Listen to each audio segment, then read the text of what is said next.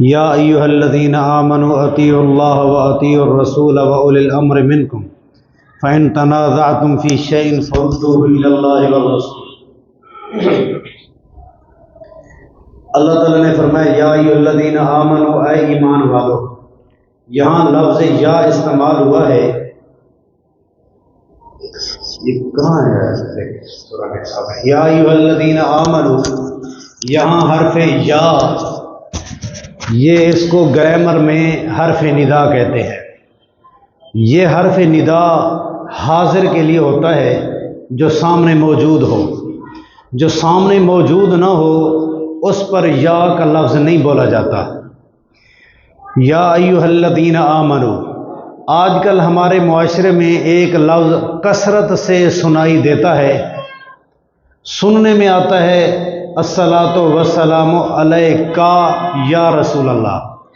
یہ حرف ندا رسول پر یا کا بولنا تب تو جائز تھا جب رسول صلی اللہ علیہ وسلم سامنے تھے۔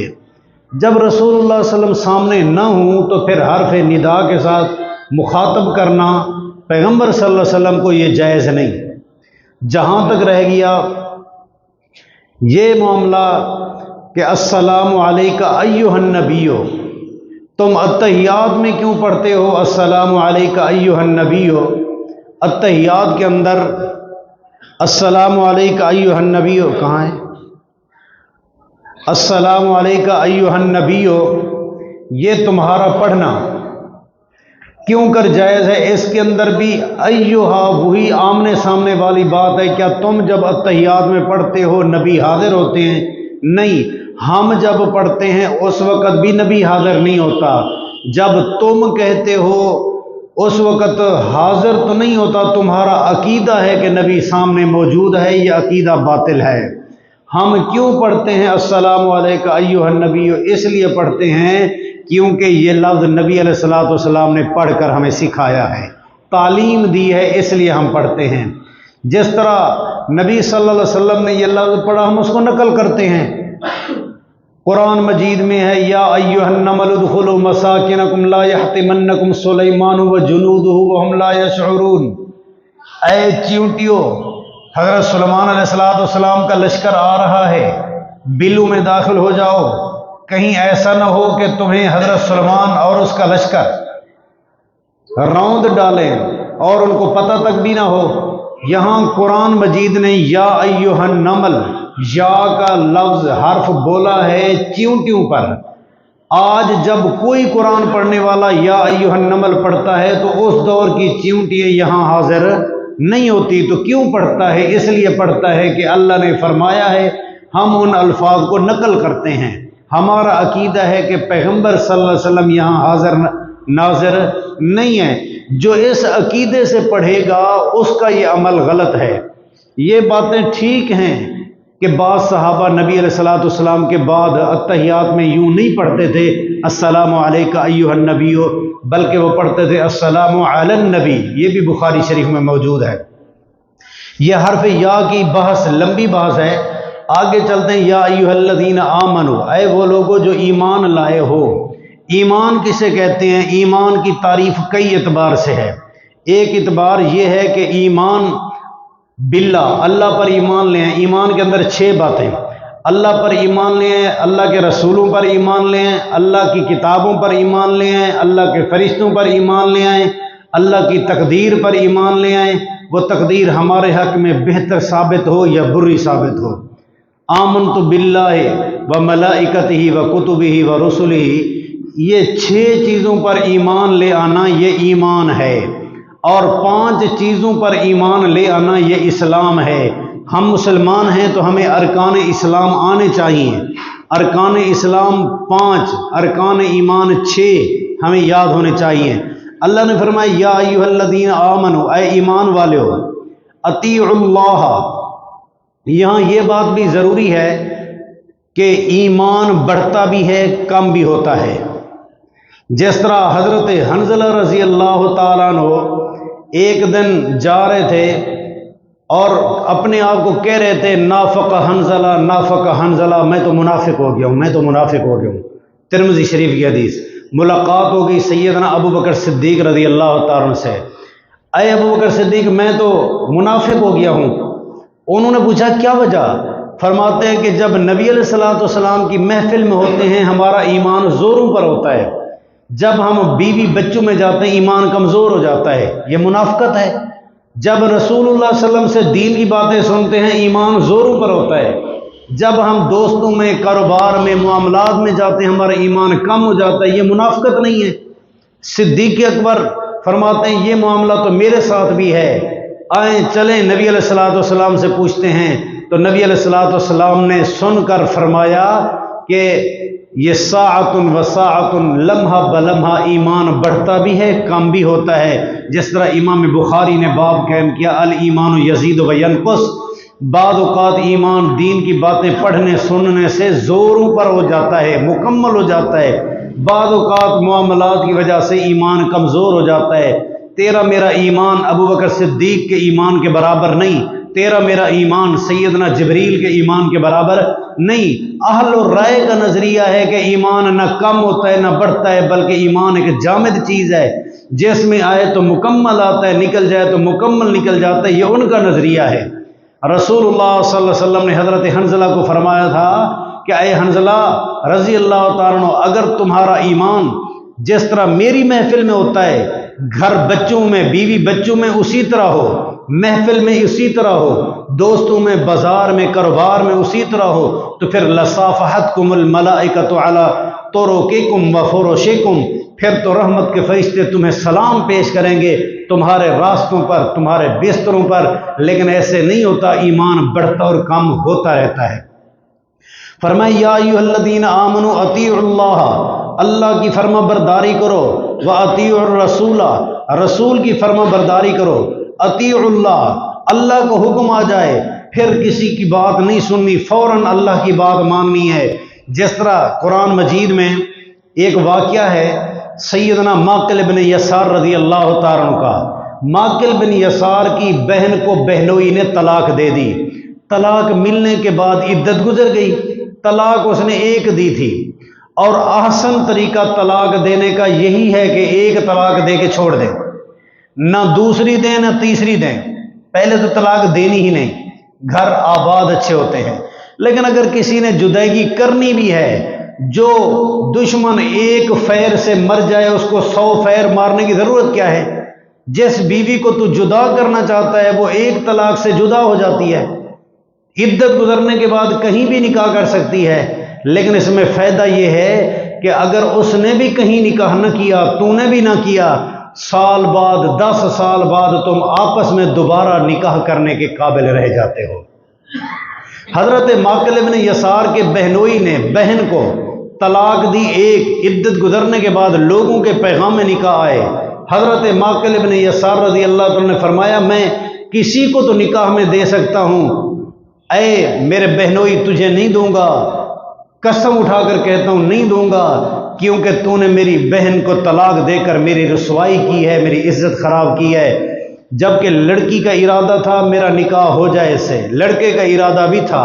اللہ نے قرآن بھیج دیا یا ایھا الذین آمنوا اذا طلقتم النساء فبلغن اجلہن فلا تعذلوہن ان ینکحن ازواجہن، اے ماقل جب دونوں نکاح کرنا چاہتے ہیں، طلاق تو ایک ہوئی ہے، عدت گزر گئی ہے نا، تو رجوع نہیں ہو سکتا، صلح نہیں ہو سکتی، نیا نکاح تو ہو سکتا ہے۔ فلا تعذلوہن، تم کون ہو روکنے والے؟ نہ روکو، اجازت دو، یہ شادی کر لیں۔ حضرت ماقل کو نبی علیہ السلام نے بلایا، ماقل تو اس کو اجازت دے دے، اب آپ ذرا اپنے گریبانوں میں جھانکیں، اللہ ہر کسی کی عزت کی حفاظت کرے، گھر آباد رہے۔ ہم میں سے کسی کے ساتھ اللہ کرے ایسا نہ ہو، اگر کسی کے ساتھ ہو چکا ہو تو دل میں کتنا غصہ ہوتا ہے، کتنا جذبہ ہوتا ہے، ناراضگی ہوتی ہے۔ طلاق دینے والے بہنوئی کو محلے سے گزرتے ہوئے برداشت نہیں کرتے کہ میرے محلے سے گزر جائے، اس نے میری بہن کو طلاق دی ہے۔ لیکن ماقل رضی اللہ تعالیٰ نے جب قرآن سنا، عرض کرتے ہیں کملی والے پیغمبر اللہ کا حکم آ گیا ہے، قسم کا کفارہ دے دوں گا، اطیع اللہ، فرما برداری اللہ کی کروں گا، اپنی نہیں کروں گا۔ یا ایھا الذین آمنوا، ایمان والے، اطیعوا اللہ وَأَطِیعُوا الرَّسُولَ، رسول کی فرما برداری کرو، جہاں رسول کا حکم آ جائے اپنی مرضی نہ کرو، رسول اللہ صلی اللہ علیہ وسلم کا حکم جو ہی آئے فوراً اس کی فرما برداری کرو۔ جس طرح حضرت عقبہ ابن عامر رضی اللہ تعالیٰ عنہ شادی کے دوسرے تیسرے دن سودا کالے رنگ کی عورت نے کہا کہ میں نے تو تم دونوں کو دودھ پلایا تھا، اے بننے والے خامد بیوی، دلہا دلہن، تم دونوں نے تو میرا دودھ پیا تھا، تو دودھ پینے سے تم رضائی بہن بھائی ہو، تمہارا تو نکاح نہیں ہو سکتا۔ یہ رضاعت بکری کے دودھ سے نہیں ہوتی، گائے کے دودھ سے نہیں ہوتی، کسی جانور کے دودھ سے نہیں ہوتی، یہ عورت کے دودھ سے ہوگی۔ اور الرضاعت من المجاعہ، یہ رضاعت تب ہوتی ہے جب بچے کی خوراک کا انحصار بچپن میں ماں کے دودھ پر ہو، تب رضاعت ثابت ہوتی ہے۔ اگر کوئی دودھ نچوڑ کے برتن میں ڈال کر بڑی عمر میں پلا دیا جائے تو اس کے اندر کافی اختلاف ہے، اکثر لوگ قائل ہیں کہ اس سے رضاعت ثابت نہیں ہوتی۔ بہرحال سیدنا عقبہ ابن عامر رضی اللہ تعالیٰ عنہ کو بیوی سے محبت بھی ہے، شادی بھی کر چکا ہے، خرچ بھی کر چکا ہے، دن ایک دو گزار چکا ہے۔ جو ہی یہ بات پہنچی سیدھا نبی علیہ الصلوۃ والسلام کے پاس مکے سے مدینے پہنچا، نبی نے فرمایا وہ تو رضائی بہن ہے، آ کر جدا کر دیا کہ تو میری بہن ہے، میری بیوی نہیں بن سکتی۔ کیوں کہ اللہ فرماتا ہے یا ایھا الذین آمنوا اطیعوا اللہ واطیعوا الرسول، اللہ کا حکم مانے، رسول کا حکم مانے، اپنی محبتیں قربان، اپنے غصے جذبات قربان، کس بات پہ؟ اللہ رسول کے حکم پر۔ وَأُولِي الْأَمْرِ مِنْكُمْ، تیسرے نمبر پہ فرمایا حاکم وقت کی بات بھی مانو، حاکم جو آپ کو حکم دے اس کی بات بھی مانو۔ رسول اللہ صلی اللہ علیہ وسلم نے فرمایا علیکم بالسمع والطاعہ، او لوگو تمہارے اوپر جو بھی حاکم ہو اس کی اطاعت کرو، اس کی بات سنو اور اطاعت کرو، اگرچہ وہ تمہارے اوپر بننے والا حاکم حبشی کیوں نہ ہو۔ کأن رأسہ رأس زبیب، اس کا سر کشمش کے دانے کی طرح کیوں نہ ہو، اطاعت کرو، اس کی بات مانو۔ ایک اور مقام پہ آپ نے فرمایا تم اس وقت کیا کرو گے جب تمہارے حکمران نمازیں وقت سے ضائع کریں گے، مانا کہ اس وقت نماز پڑھانے والے حکمران ہی ہوتے تھے، تو اس وقت تمہارا کیا بنے گا؟ تو نبی علیہ الصلوۃ والسلام کے صحابہ عرض کرتے ہیں اللہ کے رسول آپ فرمائیں ہم کیا کریں؟ آپ نے فرمایا صلی الصلاۃ لوقتہا، وقت پر نماز پڑھ لے، جب تیرا حاکم نماز پڑھائے تو اس کے ساتھ بھی مل جا، کیوں؟ تاکہ فتنہ کھڑا نہ ہو۔ مانا کہ امیر کی اطاعت کرنی ہے کب تک؟ جب تک قرآن حدیث کے مطابق بتائے۔ لا طاعت لمخلوق فی معصیت الخالق، اللہ کی نافرمانی کا حکم دے تو نہیں ماننا، جس طرح حضرت ابو حذیفہ رضی اللہ تعالیٰ عنہ نے جنگ کے دوران غصے میں آ کر صحابہ کو کہا کہ تم جاؤ، میں تمہارا سپہ سالار ہوں، لکڑیاں جمع کر کے آؤ، میرا آرڈر ہے۔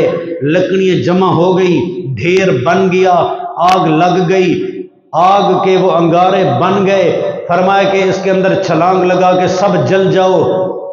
صحابی پریشان ہو گئے، اب ہم چھلانگ لگائیں یا نہ لگائیں؟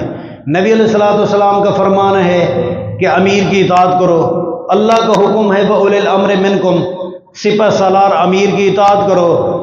دوسرے نے کہا یار ہم نے کلمہ پڑھا کیوں تھا؟ آگ سے بچنے کے لیے، جہنم کی آگ، اگر دنیا کی آگ میں جانا پڑتا ہے تو پھر ہمارے کلمے کا فائدہ؟ ہم تو پھر کلمہ پڑھ کر دنیا کی آگ میں چلے گئے، آخرت کی آگ میں کیسے بچیں گے؟ ایسے کہتے کہتے سوچتے سوچتے آگ بھی بجھ گئی، سپہ سالار کا غصہ بھی بجھ گیا، ٹھنڈا ہو گیا، تو بات ختم۔ نبی علیہ الصلوۃ والسلام تک جب شکایت پہنچی تو آپ نے فرمایا اگر تم امیر کے حکم پر آگ میں چھلانگ لگا دیتے قیامت تک آگ میں جلتے رہتے، کیونکہ اطاعت امیر کی ہے اللہ کی فرما برداری میں۔ جب امیر بات کرے قرآن حدیث کے خلاف تو اس کی کوئی بات نہیں ماننی، اس کی اطاعت نہیں۔ فرمایا یا ایھا الذین آمنوا، اے ایمان والے ہو، اطیعوا اللہ واطیعوا الرسول واولی الامر منکم فان تنازعتم فی شیء فردوہ الی اللہ والرسول، اگر تنازع ہو جائے، جھگڑا ہو جائے کسی معاملے میں، اللہ رسول کی طرف لوٹائیں۔ مثال کے طور پر سفید ریش بوڑھا ہے، بزرگ آدمی ہے، عدالت کے دھکے کھا رہا ہے، جج کے سامنے ہاتھ جوڑ کر درخواست کر رہا ہے کہ جج صاحب میری بےغیرت بیٹی نے جا کر کسی بےغیرت لڑکے سے نکاح کورٹ میرج لو میرج کر لیا ہے، میں پریشان ہوں، میری بیٹی واپس دلوائیں۔ جج صاحب پوچھتا ہے لڑکی سے کہ تو نے باپ کے پاس جانا ہے؟ وہ کہتے ہیں نہیں، میرا تو نکاح ہو چکا ہے، میں تو اپنے اس نکاح والے خامد کے ساتھ جاؤں گی۔ والد سفید ریش روتا ہوا کہتا ہے کہ میں شافعی المذہب ہوں، میرے مذہب کے مطابق میں شافعی المذہب ہوں، میرے مذہب کے مطابق لا نکاح الا بولی، بغیر ولی کے نکاح نہیں ہوتا، اس کا نکاح نہیں ہوا، یہ میری بیٹی ہے، مجھے واپس کرے۔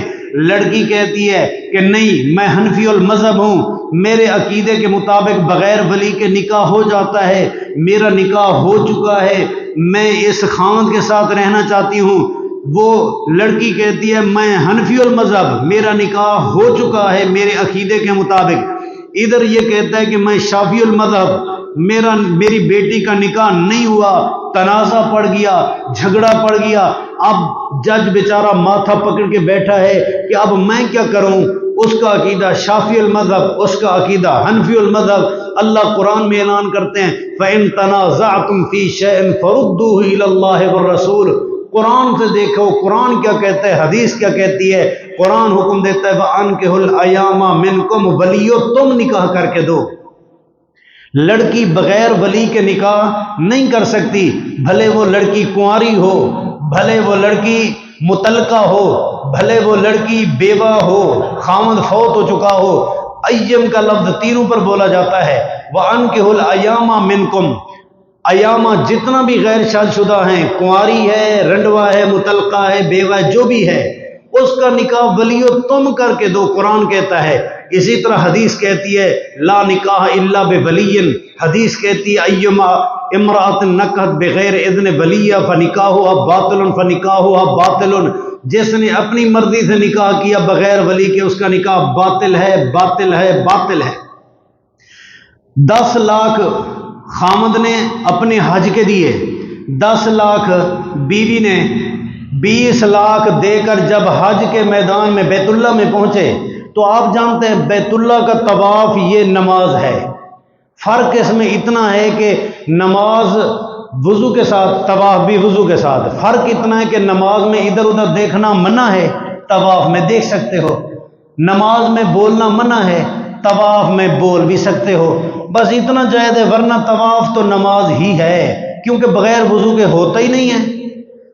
اب وہاں بیچارے خاوند بیوی دونوں بیت اللہ کا طواف کر رہے ہیں، اور دونوں کا عقیدہ ہے شافعی المذہب۔ شافعی المذہب ان کے عقیدے میں ہے کہ عورت کو مرد کا ہاتھ لگ جائے تو وضو ٹوٹ جاتا ہے۔ اب وہ بیوی کا ہاتھ پکڑتا ہے تو وضو ٹوٹتا ہے، جب وضو ٹوٹتا ہے تو 20 لاکھ مردار ہوتا ہے، حج عمرہ ضائع ہوتا ہے اس کا، نہ حج بچتا ہے نہ عمرہ بچتا ہے اس کا۔ حج عمرہ بچانا ہے تو پھر اس نے بیوی کو ہاتھ نہیں لگانا، ورنہ وضو ٹوٹ جائے گا۔ اگر وہ اپنا 20 لاکھ بچاتا ہے، حج عمرہ بچاتا ہے، تو پھر اتنا بڑے گھمسان کے رش میں بیوی گم ہوتی ہے۔ بیوی بچتی ہے تو حج جاتا ہے، حج بچاتا ہے تو بیوی جاتی ہے، پریشان ماتھے پہ ہاتھ رکھ کے کھڑا ہے کہ میں کیا کروں، اس فقہ کو مانوں یا اس فقہ کو۔ قرآن کہتے ہیں فَإِن تَنَازَعْتُمْ فِي شَيْءٍ فَرُدُّوهُ إِلَى اللَّهِ وَالرَّسُولِ، اگر تمہارا کسی مسئلے میں تنازع ہو جائے تو فَرُدُّوهُ إِلَى اللَّهِ وَالرَّسُولِ، تم اس فیصلے کو اللہ رسول کی طرف لوٹائیں تاکہ مسئلہ وہی ہو جو قرآن اور حدیث میں ہے۔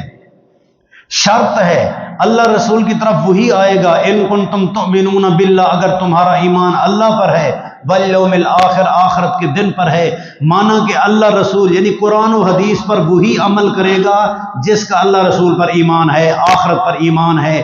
جو آخرت کو ہی نہیں مانتا، جو اللہ کو ہی نہیں مانتا، پھر وہ قرآن حدیث کی طرف کیا لوٹے گا؟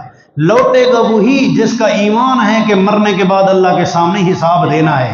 یہاں ایک نقطہ یہ بھی قابل توجہ ہے، جہاں بھی قرآن میں دیکھیں اطیع اللہ کے ساتھ اطیع الرسول، اللہ کی فرما برداری کرو یعنی قرآن کو مانو، اطیع الرسول، رسول کی فرما برداری کرو مانا حدیث کو مانو۔ فرمایا من یطع الرسول فقد اطاع اللہ، اگر تم اللہ کی اطاعت کرنا چاہتے ہو تو پہلی شرط ہے من یطع الرسول، رسول کی حدیث مانو۔ فرمایا ان کنتم تحبون اللہ فاتبعونی، اگر تم اللہ سے محبت کرنا چاہتے ہو فاتبعونی، پہلے پیغمبر کی حدیث مانو۔ اگر حدیث کوئی نہیں مانتا، خالی قرآن کے پیچھے بھاگتا رہے، وہ اصل میں قرآن کا بھی منکر ہے، حدیث کا بھی منکر ہے۔ آج کل لوگوں نے دوسرے مسلمانوں کو گمراہ کرنے کے لیے جھوٹے مفروضے بنا رکھے ہیں کہ قرآن حدیث قرآن کے خلاف ہے، ہم نہیں مانتے، حدیث حدیث کے خلاف ہے، ہم نہیں مانتے۔ کوئی کائنات میں ایک حدیث صحیح ہو، صریح ہو، مرفوع ہو، قرآن کے خلاف نہیں، کوئی صحیح صریح حدیث حدیث کے مخالف نہیں۔ یہ ان کو مخالف نظر آتی ہیں جن کے دل دماغ میں شیطان کا راج ہوتا ہے، ان کو حدیثیں قرآن حدیث کے مخالف نظر آتی ہیں، ورنہ پیغمبر اللہ کی فرما برداری کے لیے آیا تھا، قرآن کی مخالفت اللہ کی مخالفت سکھانے کے لیے نہیں آیا تھا۔ فرمایا کہ ذالکا خیر و احسن تاویلا، یہ اچھا کام ہے اور اچھی تعبیر ہے، اسی کے مطابق عمل ہونا چاہیے۔ اللہ پاک ہمیں صحیح عقیدہ اور عمل نصیب فرمائے۔ وما علی الا البلاغ المبین۔